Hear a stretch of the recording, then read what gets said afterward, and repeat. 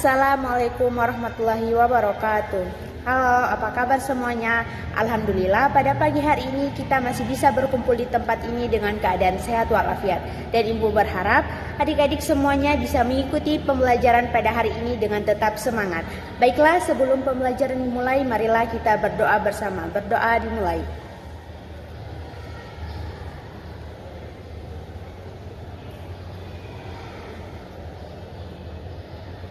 Berdoa selesai. Baiklah, sebelum kita masuk ke pembelajaran, Ibu akan mengambil absen terlebih dahulu. Bagi nama yang Ibu panggil, silahkan angkat tangan dan bilang hadir ya. Baik, yang pertama ada Muhammad Raihan, Putri Novela, Aristia Mandak, Sri Adilfa, Hairil Paramani, Andi Syawalna, Meli Febriani. Oke, baik. Untuk hari ini hadir semua ya, alhamdulillah. Dan untuk kehadirannya mohon ditingkatkan. Jadi untuk adik-adik semuanya jangan banyak alpanya, sering-sering masuk ke kelas, karena kalau kalian tidak masuk kalian akan ketinggalan pelajarannya. Bisa dimengerti ya anak-anak ya. Baiklah, untuk materi kali ini kita akan membahas tentang sifat-sifat seorang pendidik dalam Quran Surat Al-Imran ayat 159. Dengan pembahasan yang pertama ada gambaran umum tentang Surat Al-Imran ayat 159. Yang kedua ada redaksi Surat Al-Imran ayat 159. Yang ketiga yaitu ada penjelasan singkat mengenai ada 5, yaitu tentang lemah lembut. Yang kedua tidak bersikap kasar, yang ketiga bersikap memaafkan, yang keempat bersikap demokratis, dan yang kelima yaitu tawakal dan menerima hasil musyawarah. Dan untuk yang poin 4 yaitu kandungan surat Al-Imran ayat 159, dan yang poin kelima yaitu penjelasan singkat mengenai nilai-nilai pendidikan agama Islam dan aplikasinya dalam kehidupan sehari-hari terkait sifat-sifat seorang pendidik dalam Quran surat Al-Imran ayat 159. Jadi itulah tadi pembahasan yang akan kita bahas pada pertemuan kali ini. Baiklah, kita masuk pada poin yang pertama yaitu gambaran umum tentang surat Al-Imran ayat 159. Yaitu surat Al-Imran merupakan surah ketiga dalam Al-Quran, dikenal sebagai keluarga Imran. Surat ini terdiri dari 200 ayat dan termasuk dalam golongan surah Madaniyah. Dinamakan demikian karena memuat kisah keluarga Imran. Termasuk juga di dalamnya ada kelahiran Maryam dan Nabi Isa, serta penjelasan tentang persamaan penciptaan Nabi Isa dengan Nabi Adam. Surah ini juga mencakup beberapa prinsip penting seperti ajaran tentang kesabaran, keimanan, dan keteguhan dalam menghadapi ujian. Nah, dalam surat Al-Baqarah dan surat Al-Imran ini disebut juga Az-Zahrawan, yang berarti dua yang cemerlang, karena keduanya menjelaskan hal-hal yang disembunyikan oleh ahli kitab, termasuk kedatangan Nabi Muhammad dan kejadian seputar kelahiran Nabi Isa. Ayat 159 ini khususnya mengajarkan kelembutan dan musyawarah serta pentingnya tawakal kepada Allah. Ayat ini menekankan bahwa sifat mulia Rasulullah dalam berinteraksi dan memimpin yang menjadi dasar bagi sistem pemerintahan dalam Islam saat ini. Baiklah, kita masuk pada materi yang kedua yaitu redaksi surat Al-Imran ayat 159 yang isinya yaitu A'udzubillahi minasyaitonirrajim. Bismillahirrahmanirrahim. Fabima rahmatim minallahi litalahum walau kunta fadzan ghalidul qalbi lan fatu min haulik fa'fu anhum wastaghfir lahum wasyawirhum fil amri fa iza azamta fatawakkal 'alallah innallaha yuhibbul mutawakkilin. Terjemahannya yaitu, maka disebabkan rahmat dari Allah lah kamu berlaku lemah lembut terhadap mereka. Sekiranya kamu bersikap keras lagi berhati kasar, tentulah mereka menjauhkan diri dari sekelilingmu. Karena itu maafkanlah mereka, mohonkanlah ampun bagi mereka, dan bermusyawaratlah dengan mereka dalam urusan itu. Kemudian apabila kamu telah membulatkan tekad, maka bertawakallah kepada Allah. Sesungguhnya Allah menyukai orang-orang yang bertawakal kepadanya. Baiklah, kita masuk pada poin yang ketiga, yaitu penjelasan singkat mengenai ada 5 poin, yaitu yang pertama lemah lembut, yang kedua tidak bersikap kasar, yang ketiga bersikap memaafkan, yang keempat bersikap demokratis, yang kelima tawakal dan menerima hasil musyawarah. Baiklah, yang pertama yaitu lemah lembut.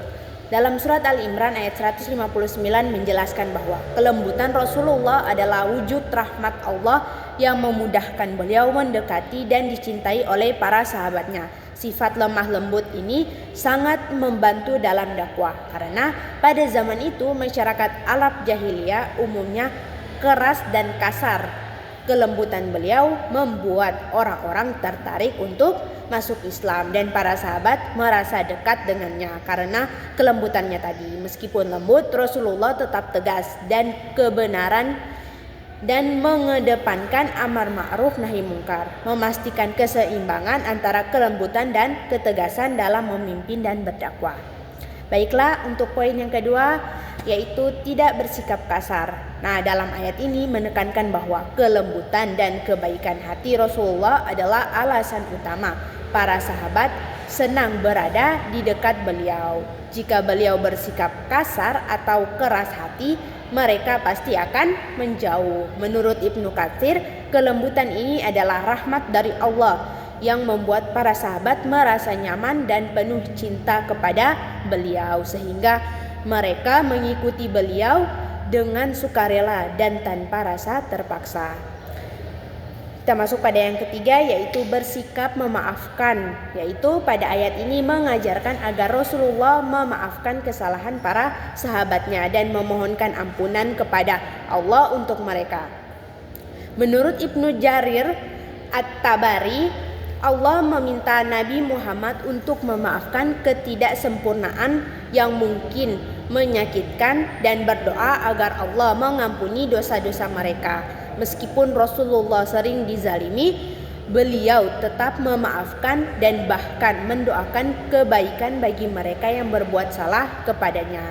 Dan kita masuk pada yang keempat, yaitu bersikap demokratis. Ayat ini menekankan pentingnya musyawarah dalam urusan yang tidak ada ketetapan wahyu, seperti strategi perang atau keputusan penting lainnya.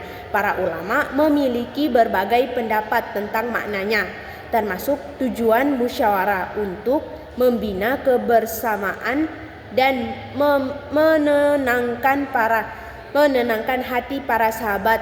Rasulullah sering bermusyawarah dengan sahabatnya, seperti dalam perang Uhud, perang Khandaq, dan perjanjian Hudaybiyah. Musyawarah mengajarkan kita untuk menghargai pendapat orang lain, menghindari keangkuhan, dan saling melengkapi dalam kebaikan. Namun, hasil musyawarah bukanlah wahyu. Jadi setelah musyawarah kita tetap harus bertawakal kepada Allah. Kita masuk yang poin 5, yaitu tawakal dan menerima hasil musyawarah. Nah, pada ayat ini menegaskan bahwa setelah tekad dari hasil musyawarah, dia harus bertawakal atau bersandar penuh kepada Allah. Artinya, seseorang harus melakukan usaha dan langkah yang diperlukan, lalu menyerahkan hasilnya kepada Allah tanpa menggantungkan segalanya pada dirinya sendiri. Imam Al-Baghawi dan Ibnu Katsir menjelaskan bahwa tawakal percaya penuh kepada Allah, bukan hanya pada keputusan musyawarah. Nabi Muhammad juga mencontohkan bahwa tawakal yang benar adalah dengan berusaha seperti burung yang mencari makan setiap hari. Tawakal tidak berarti meninggalkan usaha, tetapi mengandalkan Allah atas segala hasil usaha yang telah dilakukan. Kita masuk pada materi yang keempat, yaitu kandungan surat Al-Imran ayat 159. Berikut ini adalah isi kandungan surat Al-Imran ayat 159. Yang pertama, yaitu Rasulullah memiliki sifat lemah lembut dan sifat itu disebabkan oleh rahmat Allah. Yang kedua yaitu karena lemah lembut itu dari rahmat Allah. Seseorang yang menginginkan lemah lembut ada padanya, ia harus memintanya kepada Allah dan berupaya mendapatkan rahmatnya. Yang ketiga yaitu manusia menyukai pribadi yang lemah lembut. Sebaliknya, membenci kata-kata kasar dan sikap keras hati, manusia akan menjauh dari orang yang suka berkata kasar dan hatinya keras. Yang keempat yaitu Rasulullah memiliki akhlak yang agung, diantaranya adalah pemaaf, suka bermusyawarah dan tawakal. Yang kelima yaitu Allah memerintahkan hambanya agar memaafkan orang lain dan mengutamakan musyawarah dalam mengambil keputusan. Yang keenam yaitu ketika musyawarah telah menghasilkan keputusan, maka harus dilaksanakan dengan dilandasi tawakal kepada Allah. Dan yang ketujuh yaitu Allah mencintai orang-orang yang bertawakal. Kita masuk pada poin yang kelima yaitu penjelasan singkat mengenai nilai-nilai pendidikan agama Islam dan aplikasinya dalam kehidupan sehari-hari terkait sifat-sifat seorang pendidik dalam Quran Surat Al-Imran ayat 159. Nah, berikut ini adalah nilai-nilai pendidikan agama Islam dari Quran Surat Al-Imran ayat 159 dan aplikasinya dalam kehidupan sehari-hari. Yang pertama yaitu lemah lembut. Sikap ini mencerminkan kasih sayang dan menciptakan hubungan baik. Pendidik sebaiknya berbicara dengan tenang dan sabar dalam berinteraksi. Yang kedua yaitu tidak bersikap kasar. Hindari kekerasan untuk menjaga hubungan yang harmonis. Seorang pendidik perlu mengutamakan kelembutan dan memperhatikan perasaan orang lain. Yang ketiga yaitu memaafkan. Memaafkan kesalahan orang lain menunjukkan kebesaran jiwa, menciptakan kedamaian dan mendorong orang untuk berubah. Yang keempat yaitu bersikap demokratis, melibatkan orang lain dalam keputusan melalui musyawarah seperti meminta pendapat siswa dalam proses belajar.